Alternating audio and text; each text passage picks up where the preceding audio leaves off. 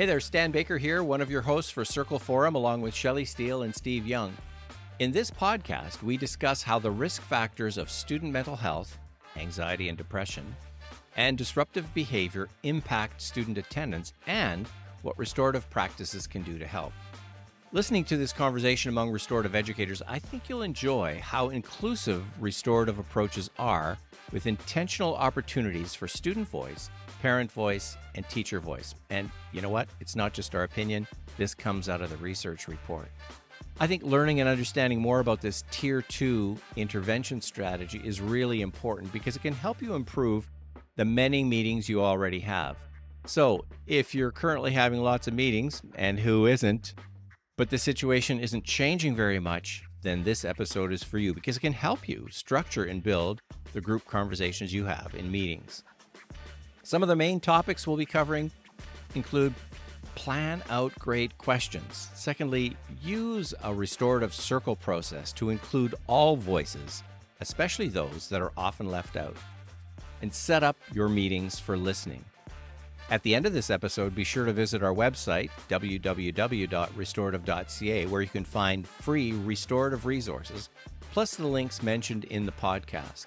And if you enjoy this episode, make sure you subscribe. And now let's head over to this discussion with Shelley, Steve, and me, Stan.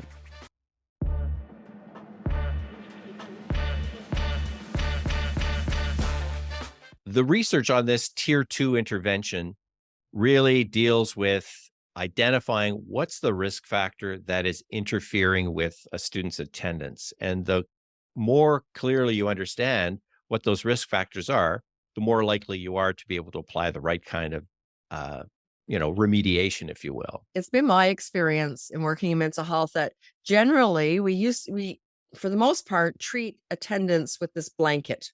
You're not at school, you need to be at school. And for a few kids that works. Here's the rules, you need to come to school. For the kids that are chronic and are missing incredible amounts of time, you need to truly understand why they're missing that time, why they're not coming to school, because there's probably at least 4 to 5 to 6 different reasons why students become chronically absent. And if you're treating them all the same, you're going to have very little success with that. And the sooner you can identify something like anxiety or depression, the more likely you are to be able to get some professionals involved to see what we can do to intervene, right? Absolutely. Right. And it comes down to the basic concept that behavior is a form of communication. And so their behavior of not coming to school is communicating something. And the hardest part of that, it's easy to say behavior is a form of communication. The hard part of that is determining, what are they trying to communicate? How do we figure out what it is they're trying to communicate? And the teacher may have some of the answers, the parent may have some of the answers, and you can ask all of your professionals and they may have some of the answers, but sometimes the kid has some of the answers too. So what it really means is we all got to get together and talk about this. We got to figure this out as a group, because it's not up to me as the teacher to come up with the answer, or the principal of the school, or even the attendance counselor. Hey, let's give it to the attendance counselor, let him or her figure it out. It's a group that has to figure this out. Sounds like a circle, Steve. Sounds like sure a circle. Stan, I was kind of working my way there. You got there, Steve. A circle. A circle. And we've all had tons of these meetings over the years, the three of us. We call them case management meetings. We call them in-school team meetings for special ed and whatnot. And did we sit in a circle? Well, it wasn't a perfect circle, but we tended to sit around a conference table or something like that. And the process could certainly be handled in a circle process. It was certainly not handled in a very good process in a lot of the meetings I was in terms of who was doing the talking and who was asking the questions and so on. But I think we could start to work towards that direction, especially when we're involving the student. Bringing the student into a meeting, a case management meeting or a circle with a bunch of adults who are going to start asking them questions could be pretty intimidating. So you might have to start with a very small circle and work out from there. But ultimately, the one with all the answers, or a lot of the answers, may be the student themselves. Now, they may not know why. They may need some other help. And especially when we start delving into some of those issues of maybe learning disabilities or mental health issues that they really can't, figure out how to verbalize or understand themselves. But we start with them, and then we start bringing in the other people. Sounds like student. That sounds like student voice. It does. Right. Really to ask the right questions, because then you can also save yourself a lot of work. Because I've done a lot of work with students that struggle with attendance over the years, primarily secondary. But sometimes you find out they're working all night. They shouldn't be employed because they're 15 years old, but they are working all night to bring money into the family home.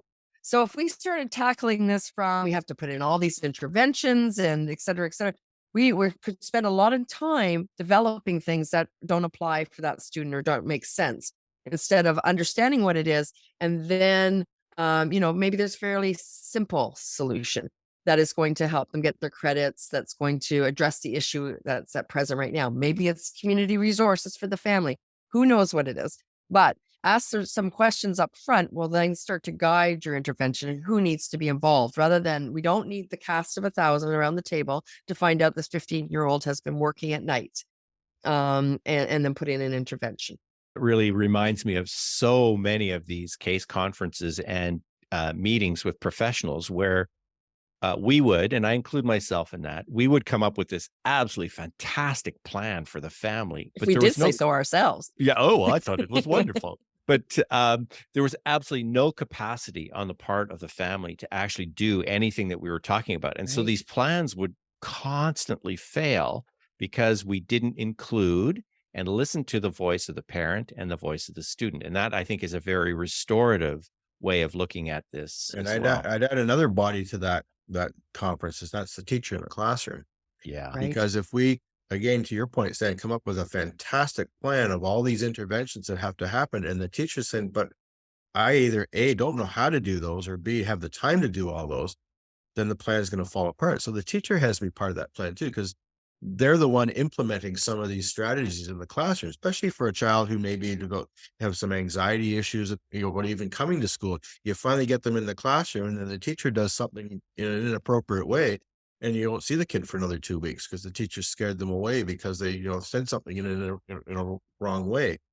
So we have to work with those people and coach those people as well. But they have to be part of that plan too, because they have Right. to be able to say, I don't think I have the capacity to do that, what you're asking me, or I can do that, or I can do it this way, or they maybe have a better idea in terms Well, of. and what you were talking about earlier with disruptive behavior and behavior communicating things. I mean, often my response as a teacher to disruptive behavior would be to say, out of the classroom. Well, that is a way of responding to it, but now I've created an absence by doing that. And so that's actually not helping understand what the behavior uh, is trying to communicate. And so to include the teacher in that conversation, I think is really, really important as well. So restoratively, what would we say would be a good way to include this in a restorative practice? Well, again, it's working with everybody as a team, setting expectations. And it's also, I love the circle process. It's having those small meetings in a not just sitting in a circle or sitting in a room, but actually, planning your questions very effectively to try and elicit the responses you need, and giving everybody around that circle a chance to voice their input and voice their disagreement with something, if so be. They need to feel comfortable saying, no, I don't think that's going to work, as much as anything else. So Great that idea. process of conversation in a circle is important. Right. So having the voice is important, but then also listening to the responses, not having our pre-planned plan laid out and hopefully gonna massage it and squish them into where we need it to be, because we need to be open to hearing what is happening to then develop a plan from there. And the other piece around the teacher needing to be part of the plan, because the reality is all these folks, these supports and professionals are going to step away, and it's going to be the school and the teacher supporting that student. So they absolutely need to understand where they fit into that plan. And we may have, as a professional or as a teacher, or as a parent, or even as a student, an idea of what needs to happen. And a circle approach, to me, levels those power dynamics so that just because the principal says this is what we should do, that may not be the best idea. It may not be the most workable idea. And in a way, the structure, I want to say forces, but it compels us to listen to each other, to listen to the parents, and to listen to the students.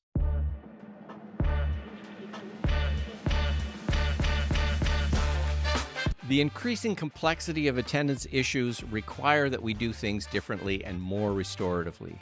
The focus is on the relationships built with the student, with the parents, and with our colleagues at school.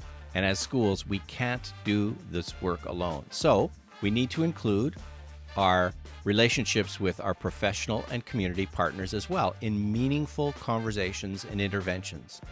Find out more about our work at www.restorative.ca. Email me for more information about working with parents and community groups that provides a voice for them, stan@restorative.ca. And let's make the time to set up the conversations for listening to all the student and all the parent and all the teacher voices.